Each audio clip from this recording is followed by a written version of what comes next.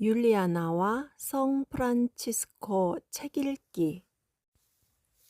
성 보나벤투라 전기문학 선집, 성 프란치스코 대전기, 기적모음 소전기, 바뇨레조의 성 보나벤투라 지음, 한규희 옮김, 도서출판 자금.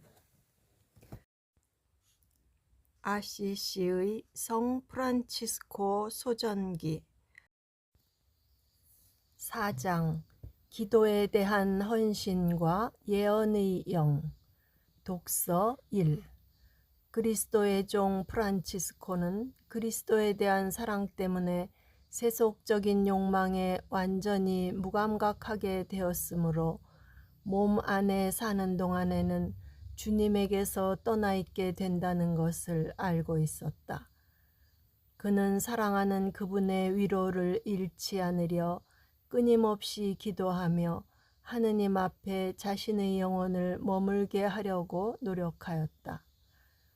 실제로 프란치스코는 걷든 앉든 집안이든 밖이든 일하든 쉬든 간에 몸과 마음뿐만 아니라 그의 활동과 시간까지 자신의 모든 것을 기도에 바치는 것처럼 보일 정도로 꿋꿋이 기도에 전념하였다.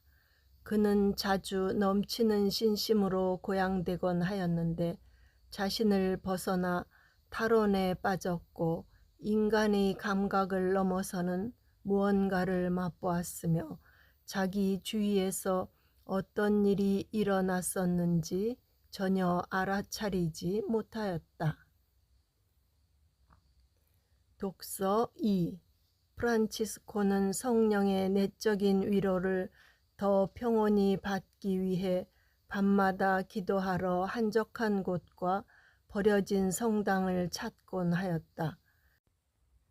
그곳에서 그는 자신과 거의 육탄전을 벌이며 열심히 기도하는 자신을 방해하려 애쓰는 마귀들의 무시무시한 공격을 받았다. 그러나 지칠 줄 모르는 기도에 대한 열성과 그 힘으로 그들을 쫓아버렸다.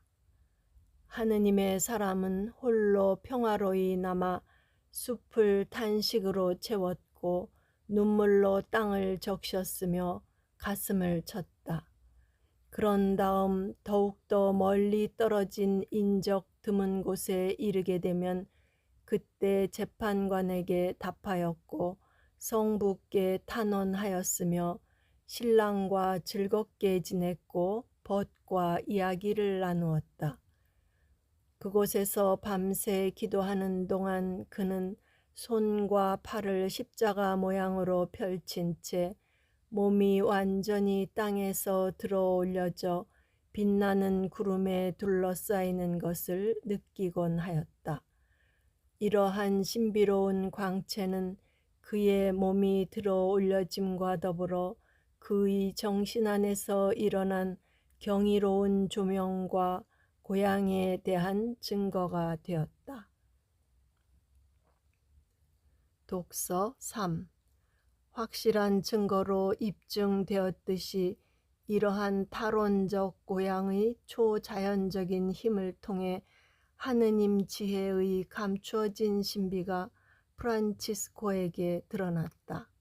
하지만 형제들의 구원을 위한 열정이 그를 몰아붙이고 하느님 계시의 영감이 그에게 영하는 경우가 아니라면 그것을 겉으로 드러내지 않았다. 지칠 줄 모르는 기도에 대한 헌신과 끊임없는 덕행의 실천은 의심의 여지 없이 하느님의 사람을 정신의 명철함으로 이끌었다. 그는 비록 학문 연구와 인간의 지식을 통해 성경 안에 담긴 지혜를 얻지는 못하였지만 영원한 빛의 광휘로 조명되어 명확한 통찰력과 이해력으로 성경의 깊은 뜻을 깨달았다. 또한 그 위에 수많은 예언자의 영이 머물러 다양한 은총으로 충만하였다. 하느님의 사람은 이러한 영의 놀라운 힘으로 함께 있지 않는 다른 형제들에게 자신의 모습을 보여주었고, 그와 멀리 떨어져 있는 형제들의 소식도 분명하게 알았다. 더불어 마음의 비밀을 꿰뚫어 보았을 뿐만 아니라 미래에 일어날 일들을 예고하였다. 많은 일화가 이를 분명하게 보여주고 있으며 우리는 그 가운데 일부를 여기에 소개하고자 한다. 독서 4.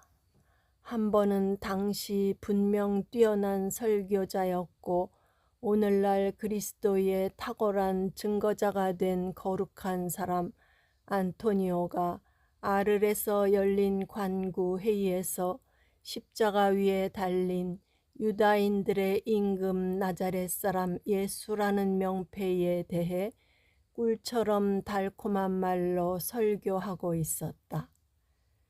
그때 매우 먼 곳에 머물고 있던 하느님의 사람 프란치스코가 회의실 문 앞 허공에 나타나 십자가 모양으로 두 손을 펼쳐 형제들을 축복하였다.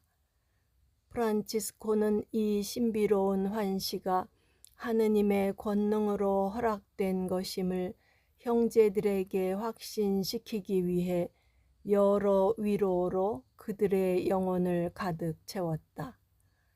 이는 형제들의 영혼이 그들 자신에게 증언하도록 하기 위해서였다. 반면에 이 모든 일이 복된 사부님 모르게 일어난 것이 아니었기 때문에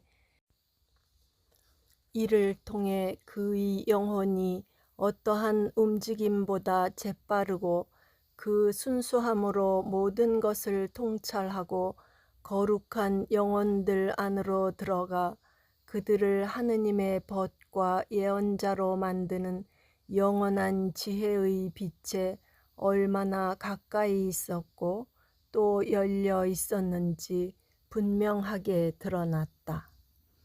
독서 5. 한 번은 형제들이 포르지운쿨라의 성 마리아 수도원에서 평소와 같이 회의를 열고 있었는데 그들 가운데 한 형제가 규칙에 순종하지 않으려 핑계를 대었다. 그때 형제들과 하느님 사이를 조정하고 중재하고자 방에서 기도하던 거룩한 사람 프란치스코가 이를 영적으로 알아차렸다. 그는 그들 가운데 한 형제를 불러 그에게 말하였다. 형제, 나는 순종하지 않는 그 형제의 등에 올라타 그의 목을 단단히 붙잡고 있는 마귀를 보았습니다. 그 형제는 이 기수에게 굴복하여 순종의 재갈을 놓아버리고 그가 씌운 굴레와 채찍질에 따라 행동하였습니다. 이제 가서 그 형제에게 끊임없는 기도에 힘입어 그 마귀가 혼란에 빠져 떠났다는 것을 알려주고 지체 없이 자신의 목에 거룩한 순종의 멍에를 매라고 말하십시오. 이 전령에게서 권고를 전해 들은 그 형제는 잘못을 뉘우치고 진리의 빛을 받아들였다.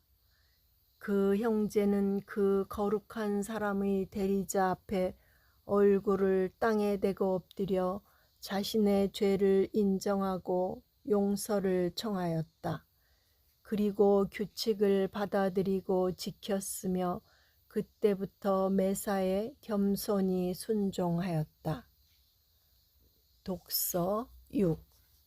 프란치스코가 라베르나 산의 은둔소에 머물고 있을 때였다. 그의 동료들 가운데 한 사람이 주님의 말씀과 이 거룩한 사람이 손수 적은 간략한 글 몇 개를 몹시 갖고 싶어 하였다. 사실 그 동료는 그것으로 자신을 괴롭히는 극심한 유혹, 곧 육신이 아니라 영혼의 유혹을 이겨내거나 적어도 보다 수월하게 그 유혹을 참아낼 수 있으리라 믿고 있었다. 그는 이 소망으로 지쳐 있었으며 겸손하고 사려 깊고 순박하였기 때문에 마음속으로 고민만 하고 있었다. 또한 경외심에 압도되어 존경하는 사부님에게 그 일을 말할 엄두를 내지 못하고 있었다. 하지만 성령께서 이 사람이 말하지 못하는 것을 드러내 주셨다. 실제로 프란치스코는 이 형제에게 잉크와 양피지를 자기에게 가져오라고 시켰다. 그런 다음 그는 그 형제가 바란 대로 손수 주님께 드리는 찬미와 자신의 축복을 함께 적었다. 그리고 이렇게 쓴 것을 다정하게 그에게 주었다. 그때 모든 유혹이 완전히 사라졌다. 그 후 이 글은 보관되어 수많은 사람에게 건강을 되돌려 주었다. 이렇게 이 글의 지은이는 자신의 필적이 담긴 작은 종이 한 장에 이처럼 크고 효과적인 힘을 남김으로써 자신이 하느님 앞에서 지녔던 공덕이 얼마만큼인지 모든 사람에게 분명히 증명해 보였다. 독서 7. 또 한 번은 하느님께 대한 믿음이 깊은 귀부인이 확신을 가지고 성인에게 도움을 청하러 왔다. 그녀는 자신에게 못되게 굴고 그리스도를 섬기는 것을 방해하는 자신의 남편을 위해 주님께 그분의 은총을 자비로이 불어넣어 굳은 마음을 부드럽게 만들어 주시도록 기도해 달라고 온 힘을 다해 그에게 간청하였다. 이 말을 듣고 거룩하고 자비로운 사람은 거룩한 말로 주님의 선하심을 그녀에게 확인시켰고 그녀가 바라는 위안을 곧 얻게 될 것임을 확신시켜 주었다. 그리고 마지막으로 지금이 자비의 때이고 심판의 때가 올 것이라는 하느님과 자신의 말을 그 사람 남편에게 전하게 하였다. 부인은 주님의 종이 그녀에게 한 말을 믿었고 축복을 받은 뒤 서둘러 집으로 돌아갔다. 그리고 남편을 만나 그의 말을 전한 다음 자신이 원하는 것과 자신에게 약속된 것이 이루어질 것이라고 의심치 않고 기다렸다. 그 말이 남편의 귀에 들리자마자 은총의 성령께서 그에게 내리셨다. 그때부터 그는 신심 깊은 아내에게 자유롭게 하느님을 섬기도록 허락하였고 또한 자신도 그녀와 함께 주님을 섬기겠다고 제안할 정도로 마음이 움직였다. 그의 거룩한 아내가 제안한 대로 두 사람 모두 같은 날 마치 아침 번제물과 저녁 번제물처럼 아침에는 그녀가 저녁에는 그녀의 남편이 주님께 돌아갈 때까지 수년간 극기 금욕 생활을 하였다. 독서 8. 주님의 종 프란치스코가 병이 나서 리에티에 머물고 있을 때였다. 기드온이라는 이름의 부도덕하고 세속적인 성직자가 들것에 눕혀 실려왔는데 그 사람은 큰 병을 앓고 있었다.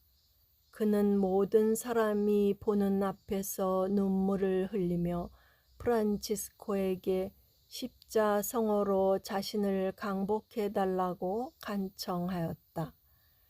이에 거룩한 사람은 이렇게 답하였다. 그대는 육신의 욕망에 따라 하느님의 심판을 두려워하지 않고 지금 이 순간까지 살아왔습니다. 그렇기에 나는 당신을 위해서가 아니라 당신을 위한 이 사람들의 헌신적인 기도를 위해 십자성어로 그대를 강복할 것이요. 하지만 그대가 토해낸 그 생활로 되돌아간다면 지금보다 더 큰 아픔을 겪게 되리라는 것을 그대에게 분명히 밝혀둡니다. 프란치스코가 머리부터 발끝까지 그 사람에게 십자성어를 긋고 난 뒤 많은 사람이 그의 척추에서 마른 나무를 손으로 부러뜨리는 것 같은 소리가 나는 것을 들었다. 그러자 곧바로 병을 앓고 있던 그 사람이 건강을 되찾고 일어나 주님을 찬미하며 내가 나았다 라고 외쳤다. 그러나 그는 얼마 지나지 않아 하느님을 잊어버리고 자신의 육신을 또다시 음란한 말과 행동에 넘겨주었다. 어느 날 저녁 기드온이라는 이 사람이 손님으로 한 사제의 집에서 저녁 식사를 하고 난 뒤 그날 밤 자고 가려고 그 집에 머물렀는데 갑자기 그 집의 지붕이 그들 모두 위로 내려앉았다. 그때 다른 사람들은 죽음을 면하였지만 이 사람만 홀로 죽고 말았다. 이렇게 단 하나의 사건으로 감사할 줄 모르는 사람에 대한 하느님의 심판의 분노가 얼마나 준엄한 것인지, 그리고 동시에 예언의 영으로 충만한 프란치스코가 불확실한 일을 예언할 때 얼마나 정확하고 구체적이었는지 분명하게 드러났다. 독서 9. 한 번은 프란치스코가 해외에서 돌아와 첼라노에 설교하러 갔을 때였다. 어떤 기사가 그를 식사에 초대하려고 간곡히 청하며 거의 반강제로 데려가다시피 하였다. 그러나 식사를 시작하기 전에 하느님께 믿음을 둔 사람은 평소에 하던 대로 하느님께 기도와 찬미를 드렸는데 이 기사에게 죽음이 임박했음을 영적으로 보았고 하느님께 영혼이 사로잡혀 하늘을 향해 눈을 들어 서 있었다.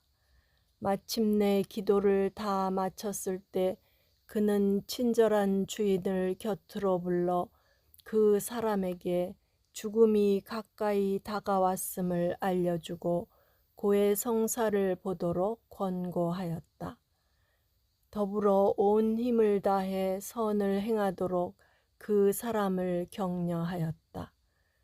이 사람은 곧바로 이 거룩한 사람의 말을 받아들여 그의 동료에게 자신의 모든 죄를 고백하고 모든 일을 질서정연하게 정리하였으며 자신을 하느님의 자비에 맡기고 할 수 있는 최선을 다해 죽음을 맞이할 준비를 마쳤다.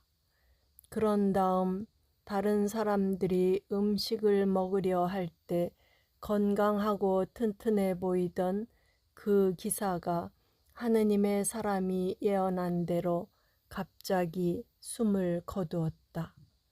분명 그가 갑작스러운 죽음을 맞이하긴 했지만 성인이 지닌 예언의 영 덕분에 회개의 갑옷으로 무장할 수 있었으므로 영원한 벌을 피하였고 복음이 약속한 대로 영원한 거처에 들어갔다. 구독과 좋아요는 힘이 됩니다.